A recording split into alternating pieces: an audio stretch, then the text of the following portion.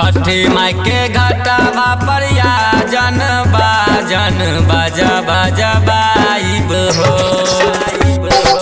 छठी माई के घाटा पर या जन बाजा बाजा बाइब हो। गोदिया में दी हमारो लाला नामा अर्घ देवे जाइब हो। गोदिया में दी हमारो लाला नामा अर्घ देवे जाइब हो।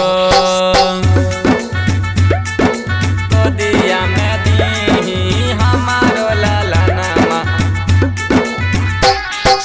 अर्घ देवे जाइब हो।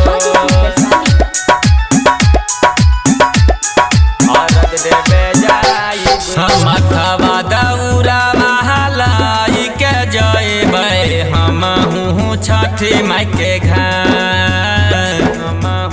छठी माई के घर माथवा दौरा महलाई के जइबै छठी माई के घर। गोदिया में दी हमारो लाला नामा अर्घ देवे जाइब हो। गोदिया में दी हमारो लाला नामा अर्घ देवे जाइब हो।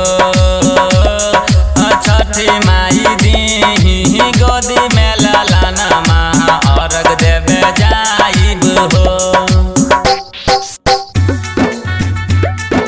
गोदिया में दी हमारो लाला नामा अर्घ देवे जाइब हो।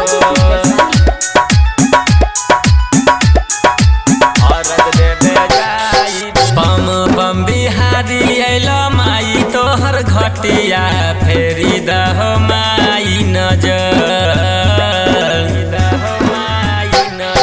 पम पम बिहारी अइलो माई तोहर घटिया फेरी दहो माई नजर। गोदिया में भरी दहो माई लाला नामा बाजा बाजा बाइब हो। गोदिया में भरी दहो माई लाला नामा बाजा बाजा बाइब हो। गोदिया में भरी दहो माई लाला नामा बाजा बाजा बाइब हो। Ambika recording studio